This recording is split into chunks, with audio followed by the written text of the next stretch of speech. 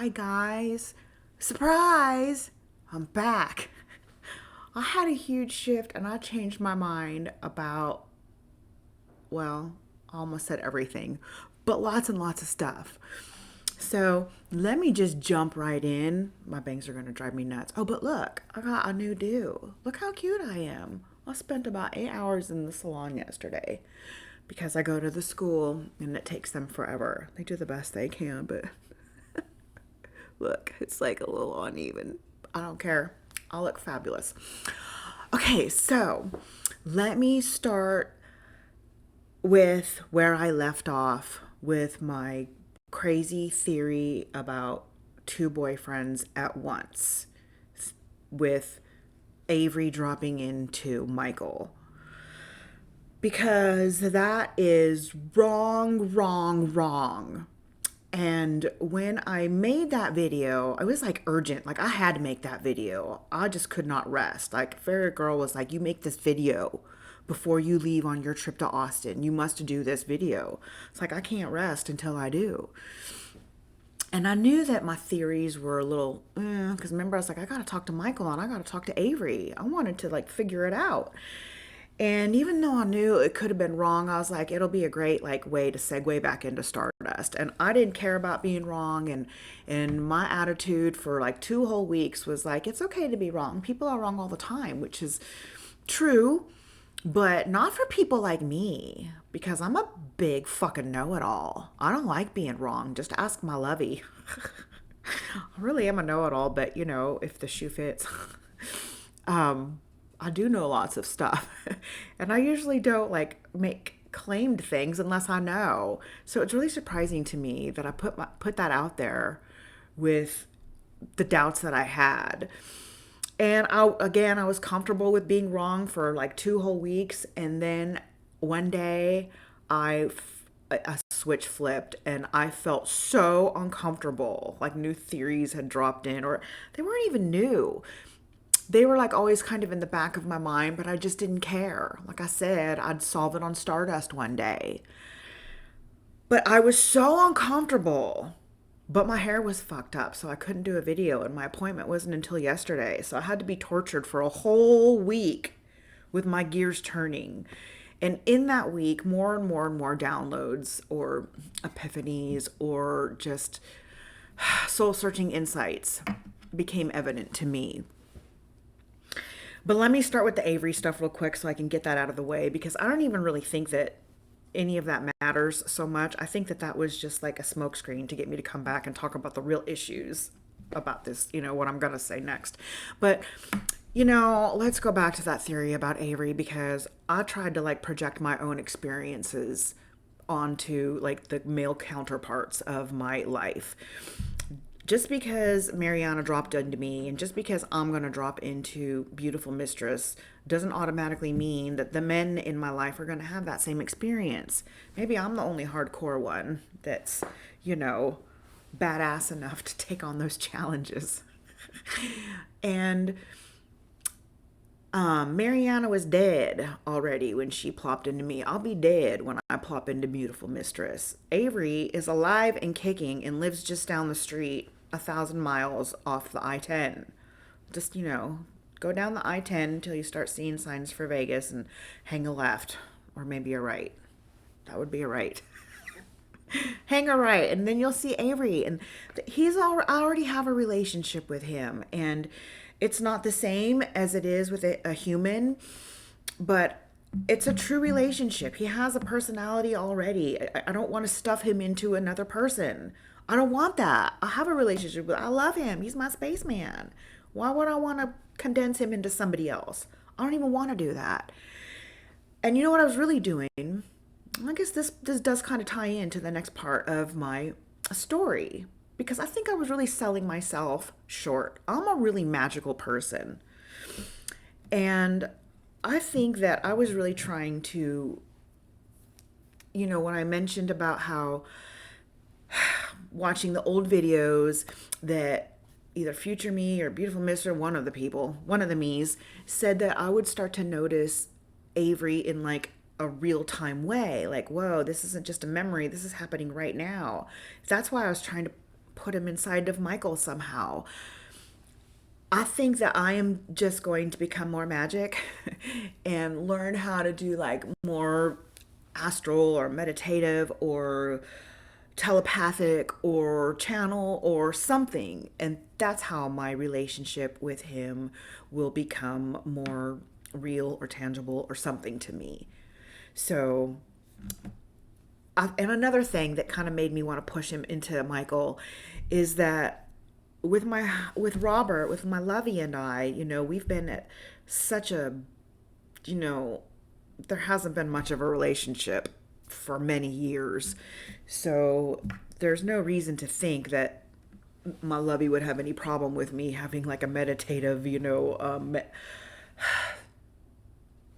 energetic relationship with an interdimensional, being or whatever. Why would he be jealous or have any issue with it? He didn't even believe it was real. Whereas I was wondering if perhaps a future romance that was, you know, more like, I don't know what word to use, but supportive and genuine and real and loving, like that person might take issue with it. And so I was trying to be considerate of my future partner. And the way I considered it was just to combine the two together. And that would solve that problem. But I honestly don't know how, if I am to connect with Michael, how he would feel about that. But I hope that he's okay, or whoever future person I may or may not end up being with is okay with it, because I'm not giving my spaceman up. He's the only one that's been kind to me and always loved me despite everything. He's given me no trouble. So I'm not about to let him go. I'm not about to let go of that magic. It is fucking awesome. Who I have a spaceman, that's beautiful and it's magical, and I'm not letting that shit go. And I look very forward to discovering what that other version of me was talking about. So I'm going to give myself credit for whatever mystery unfolds. I don't know what it is, but it's something to do with me. I'm not gonna shove him into anybody else. This has to do with me opening up to my gifts. So there's that. I take all that stuff back. That was just crazy talk. But because I had such a discomfort with having that misinformation out there, it really, really like propelled me to come do this video today, which after all of the thinking and stuff I've been doing, I may have come anyway. Because today is what? What's today? Today's the 12th. And if you remember a couple episodes, I'll just refresh your memory. I don't expect you to remember this, but it was 11 years ago on August 17th when I first messaged Michael for the first time. And so I kind of called it. And there's a whole story, the e-board, blah, blah, blah, my tattoo, etc., about Watermelon Day, which is August 17th. So back in May, when I discovered this tarot shit and all of this information was downloading into me, and I started to put together that Michael and I might really actually reconnect and have that magic twin flame, not only union, but an actual relationship with my twin flame, like the mythology on the internet says, I went ahead and made a reservation at my favorite hotel for the 17th, thinking that Fairy Girl may have had bigger magic than anticipated for me. I didn't want my favorite place to book, to book, and that was still plenty of time. And, I'm watching these tarots, and they are pretty accurate. And because they, they were like nailing the stuff with Larry and the narcissist, and then they had some stuff that felt pretty accurate about Allison and and other areas of my life that were just like nailing it, so I went along with it and I was believing it. But what I didn't get is the timing of it. And so when they're telling me that somebody's going to come in and give you a message and explain some stuff, I kept thinking it was going to come any minute, any minute, any minute. And my life really started to feel like it had before. I'm constantly checking my phone, waiting on motherfucking Michael to come back to me. And at first it was okay because it was back in May and there was time. But as time marched on, I began to realize this doesn't feel good. this isn't the kind of energy that I want. This isn't the kind of exchange I want, which was lack of exchange. And so, well, first of all, I'm going to put that pause on story just for a sec. I'm going to continue it in a sec. I'll put my hand here so I don't forget. But I went on my trip with my kids to Austin, and I loved spending time with my kids. They really are like the biggest sweeties ever, but Austin was not the place for us. There was nothing, it just wasn't for us. It was very, very stressful. Parking was expensive. There was no free parking anywhere, and it was very expensive. If I didn't want park on site, which was 35 motherfucking dollars a night, I had to figure out street parking, metered parking, which you can do with an app, but you had to do it between certain times. So I was constantly moving the car or having to be like thinking, setting alarms when I had to move it or repay. And I had to figure out where we were going to go. And it was just like a constant nonstop, just think, be on, be on, be on. And again, they're really good kids, but I had to, plan dinners, and, they're fine for a lot of this stuff, but I didn't want them to be eating cup of noodles all the time. And just, it was nonstop. And then immediately we had to go to my dad's house. We cut our trip early and immediately went to my dad's house. And that too was stressful because my dad, I love him, but he had a list of chores for me to do, which I'm also glad to do. I want to be helpful to him. And I was able to knock out a lot of them, and a lot of them I have to do like 1,000 eye rolls because I was like, oh my gosh, you got old man syndrome, because some of the things were like, I can't even believe you struggled with this. What the fuck is your problem? This, like, what? This was so easy. Just use your brains a little bit more. Really, it was just really dumb, simple stuff, but some of it was not easy at all. And I'm having to like learn, watch YouTube videos to learn how to do plumbing shit. And I was like next to tears because I don't even do this stuff for myself. That's not my, I don't know how to do that stuff. And I was so fucking stressed. And again, I had to, worry about meals for the kids and entertainment for the kids. And we did go on a couple great adventures, like up to the volcano which one did we go to? Mount Rainier. Just so beautiful. It's in the middle of August and it looks like springtime with all the flowers. And usually we go in July and there's still snow. Well, there was snow, but it was a little higher up. We didn't get to play in it this time, but so I really, really like had these magical moments with my kids and I loved it, but we were all ready to leave. We had been gone from home for so long, and the flying is stressful to and from there because the times are so off. My dad doesn't like to drive at night, and I don't blame him. And I mean, really, the flights are just fucked up. They're like 7 in the mornings, and he lives an hour away, so you're up at like 4 o'clock. It's bullshit. So we got a hotel and just stupid stuff. So we couldn't wait to get the fuck home. So anyway, while I was on that trip too, by the time I got home from those 2 trips, I was like, I don't even want to fucking go to Europe. Fuck that. I'm done. And I was thinking, how not necessarily stressful. Okay, now I'm back. See my hand? I can put my hand down because I'm back to this place. I didn't want to go, and I was feeling like the stress of the plan, and here's Michael not following through with messaging me. I'm being breadcrumbed again, but this time by the taros. And I'm not mad at Michael because he has no idea this time. I mean, last time when he left me, fucking waiting 7 motherfucking weeks, he knew that time. And he messaged me at the last minute, and I'm like, I sucked it up. Fuck that. And he still didn't see me. Ugh. But I'm not playing that game anymore. So, you know what I did? I was like, I'm not going to waste my money on that nice hotel. So I canceled my reservations. And not only that, I just decided that I even consider not going to that part of the world at all because I just want to relax. And when I go to Amsterdam, I'm touristy. I walk around, I see the sights. And last time I did a lot of the, oh God, my eyelash is sticky. I did the Anne Frank house. I did a bunch of stuff, and I'm really not a touristy kind of person. So this time I started like looking for like last minute discount cruises to Mexico because I just want to fucking relax. I'm done like busting my ass and taking care of everybody else and accommodating other people's schedules and other people's needs. And that last time, waiting on Michael, the hotel, this beautiful, well, it's beautiful. It's pretty cool. it's a really, really old hotel with like a dragon theme. And it's just, living in America and Texas, the oldest thing's the Alamo. It's pretty cool, but it's not a dragon hotel in this old European, like town square kind of thing.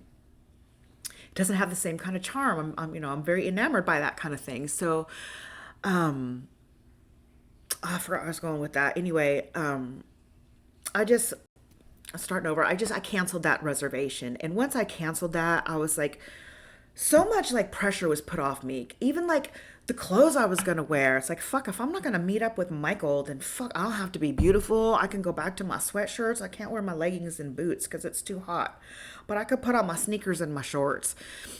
And I've been checking the weather. It's kind of in the middle, so I'm so limited in things I can wear and be comfortable in. Because my dysmorphia. Oh, that's another thing though. My body dysmorphia. Like those last videos when I was talking about being so uncomfortable in my skin, that kind of chilled out a little bit. And I think it's just because I'm not giving a shit. I'm back to like just in the very best possible way. I'm being selfish. I'm not worried about what anybody else thinks. I'm not worrying about what anybody else needs. Everybody's taken care of. Like my kids are going to start school in a couple days. I took care of them as best as I could for a few weeks, and they're, like I said, they're really good. But I took them school shopping, and I did all of my mom's stuff. In fact, I've been texting this morning with Layla this morning, and helping her shop for like some insoles to make her shoes squishier. So I'm still momming, but I'm doing it from the comfort of my chair. Anyway, and another thing, like not having like the schedule that I had, flying standby really, really sucks in many ways, but it has a couple big benefits. One of them being it's free. And another one is I'm not locked into a date. Sometimes I really would prefer to have that, but other times no, because, well, since I fly standby and since I fly free, I can look at the flights and I can see how many people are listed, how many seats are available in each cabin, and it costs me the same to fly coach or first class. So I was gonna go. Today's Tuesday. I was gonna go tomorrow. I planned on going tomorrow, but first class is full tomorrow, so I was going to go the next day. That's full. Then the next day, and that's full. So now the best available one, and it's been looking okay for about a week now, is on Saturday. So that's my plan. But if that changes, the very next day there's a wide open flight with like 30 first class seats open to Germany. And the reason I chose like Europe over say Mexico, even though Mexico's so close, is because it really is cheaper. It's cheaper for me to go to Europe. I don't think there may be hostels in Mexico. I didn't really look into that, but I don't know if I'd feel as comfortable staying in a hostel in Mexico than I would in Europe. I'm not sure.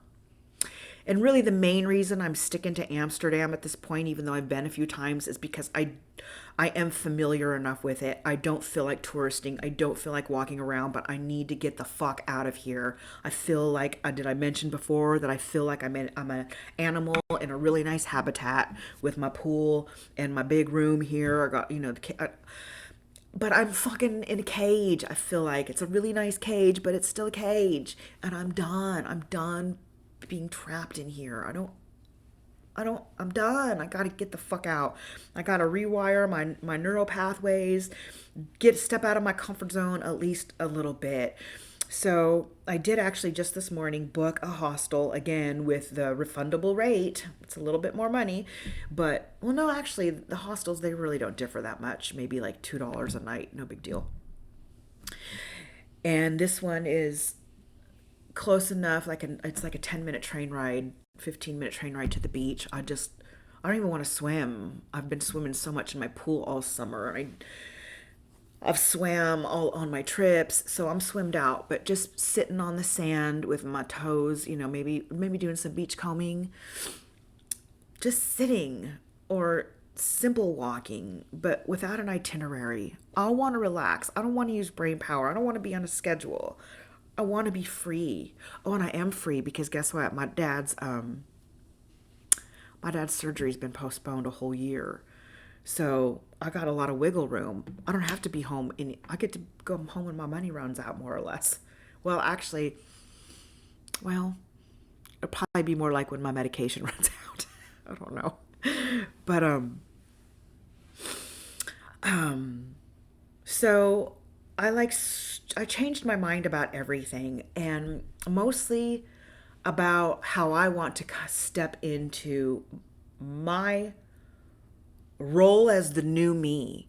And I'll tell you, I don't want to be waiting on Michael. I'm not picking on him because he doesn't know. So I can't be mad at him, but I'm going to use the same principle, the same attitude of like stars aligning. I'm putting out the energy that I don't want to be waiting on somebody. So a couple things will happen, I guess. Either his energy will match mine and he'll magically show up because guess what? I'm magic. I'm magic. So if the universe sees fit to bring him to me, then so be it. But if not, then so be that. Because I don't want that for myself. I don't want to be waiting on him anymore. I feel like my whole fucking life I've been waiting for people. Even, that fuck Larry. I waited for him. I mean, I pined away for him for 6 years until I let him go. I had another boy, another probably 6 years. That's my whole life. And then just give up. They never show up. I'm not waiting indefinitely for the boy to never show up. So you know what? I'll let go again. And I choose me this time, and I'm not even sad about it. I feel relief. I feel relief that I finally choose me and I'm comfortable with it. Yay! Yay! I'm still gonna go have fun and and I don't know. It just feels liberating. I feel free. Let me see. Let me see. What else do I have to tell? I guess that's pretty much it. That was the main gist of it. But as long as I'm here, I did want to share a couple of other things. Um, I was talking a little bit about well, I don't know. Let me just start. I'm going to go back to when I got home from my really stressful trips. I dropped my kids off at their house with my lovey. I don't want to call him my husband anymore, but he can always be my lovey because he is becoming a good friend of mine and a good source of support. And I don't mean, obviously he's my financial support. He's been real good and generous with that. He always is. Always anything I ever need, plus lots of things that I don't need. Like I'll go shopping at the Epic Dollar store and come home with little treasures. I got like a little $2 Hello Kitty purse, and he's like, "Oh, that's so cute." He doesn't care if I do little things like that. Why would he? And then help pay for my fancy hair. Like I said, I go to the school, so he knows I'm real frugal with my money, so he doesn't, or his money, so he doesn't worry about it because he knows that I won't pay more for things if I don't have to.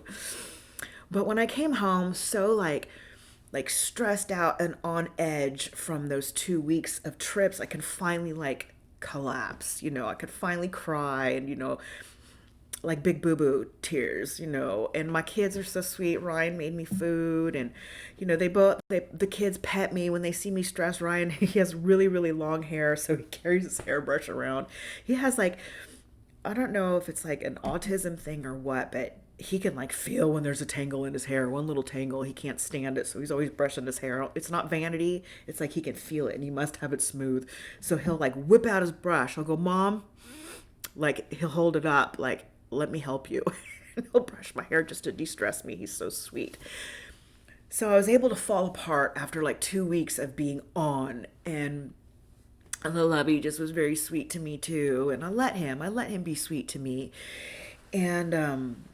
And one day, this was something else. We were talking about okay, just about our journey and our healing, and I can't remember how it started, but he was and I said something, "I just want you to know how proud I am of you. I see you. I see you growing." And he said that,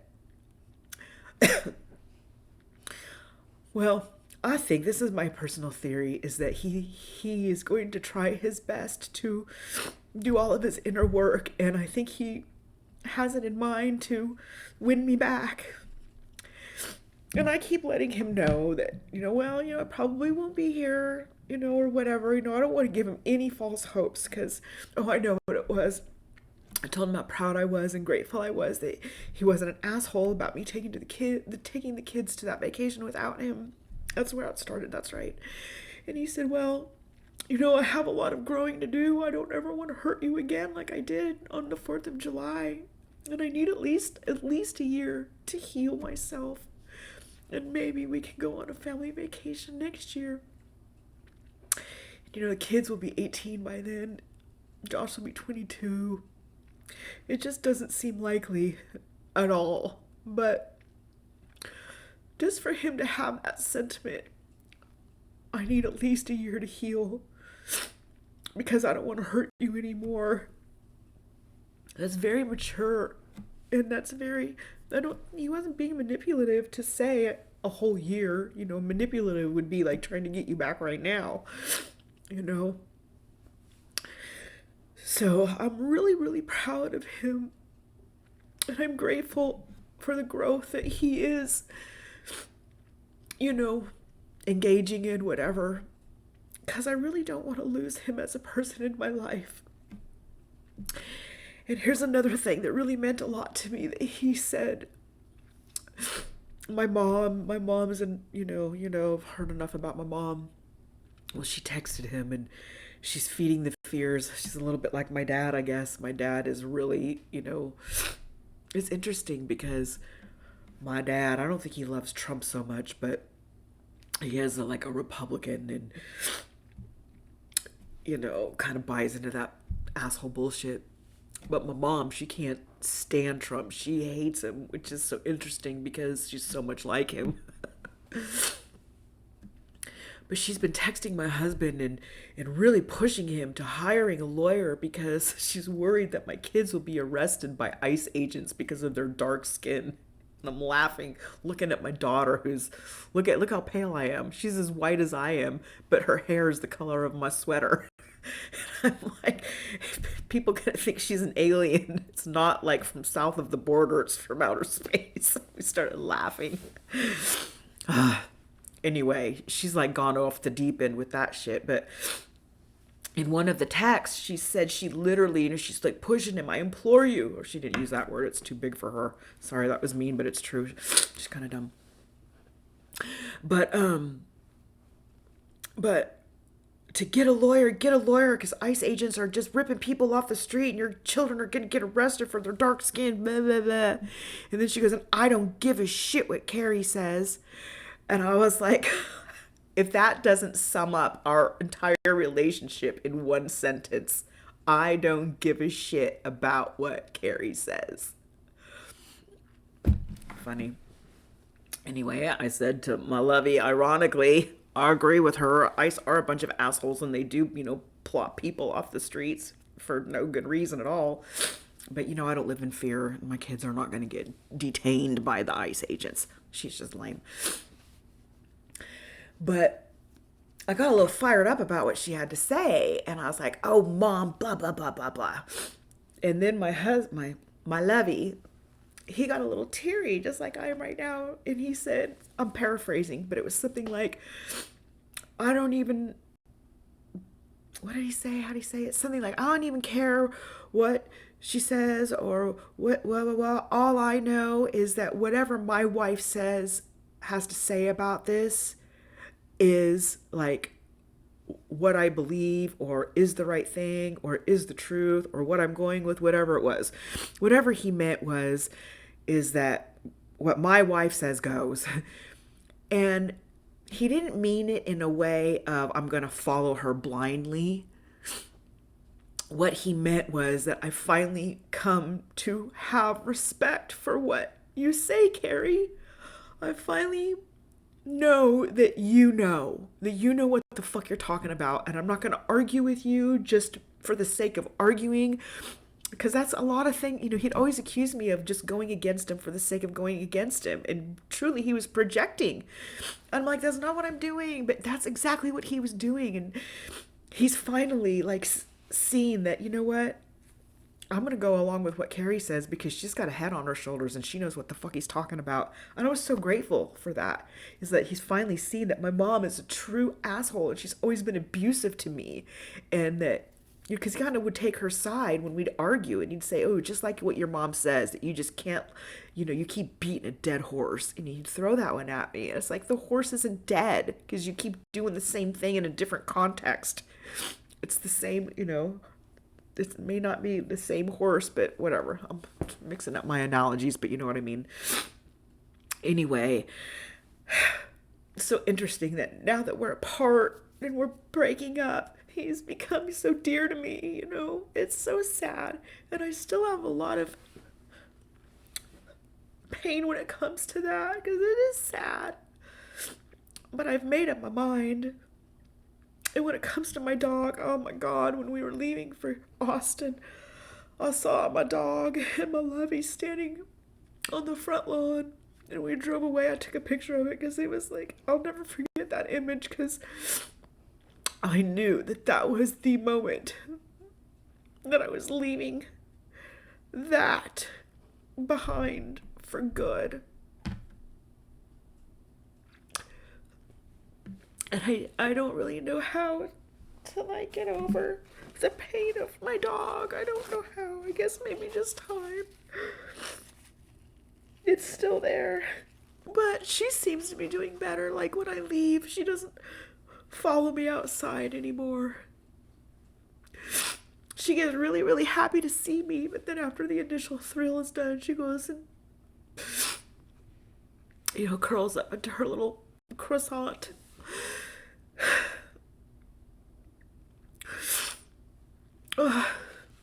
Anyway, sometimes I feel like I gave up the love of my life, meaning my dog, to move away, to have this life with my twin, and then just to change my mind. And it makes me really feel like I'm in limbo. What did I give my dog up for, But at the same time, I can't go back there. So I feel like I really am in limbo. I also feel a little just a little vulnerable for sharing my story. I'm really glad that my viewership is really tiny.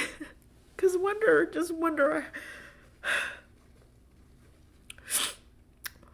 if nothing comes to fruition and I don't have any place to go and I don't get a new life and my new hair was for nothing, Those are fleeting thoughts because I really do think I'm magic. I don't think that I would have this show and I don't think people would be watching it. What a waste. What a waste for all of us. For me to keep on sharing and having all these stories of magic and potential magic just for it to fall flat into nothing. I don't know. What would be the point of that? That it's okay to fail? I guess it is, but who wants to see that? you know? Anyway, let me think. Look at my little list. It seems too short. Okay, well, that's it. I think. Yeah, that's it. Okay, you guys, I'm going to sign off again. So, as of today, which is Tuesday, I plan on going to Amsterdam on Saturday or Germany on Sunday. I'm sure I'll get on the flight to Germany on Sunday. There were just too many seats open. If not, there's a really cool feature on, for non-revs, which means non-revenue people that don't pay to fly. You can put in where you're leaving from and then you can click open and it will show you all of at least the 10 most open flights that United flies to, either within the US or outside of the US or both. And so I can just pick a place at random. Well, not at random, but within those 10 choices that have the best availability. So I'm really, really free, but I don't want to think. I don't want to step too far out of my comfort zone because that requires, you know, thinking and shit. I don't want to do that right now. I want to be brainless and just relax. So, wish me luck, okay, you guys? Wish me luck. I'm gonna go on a grand adventure without a plan. All right, that's it. Thanks again for listening. Oh, wait, because I know this is it. I mean, I've said it before, but I'm more convinced than ever that YouTube is like my alchemy. This is my magic. Is the second I hit that publish button, it becomes my truth. That's how I switch things. So, as soon as I get this video out, like I said, it's Tuesday. I'm going to try to get it done today because I want to make my change. I want to shift my energy and I want my world to change because I want to live for me. I don't want to live for the potential of somebody else maybe deciding that he wants to come and message me. Fuck that. I'm done fucking waiting for him. I'm done waiting for him. So, this is me living for me at last. Okay, you guys. I'll see you when I see you. Okay.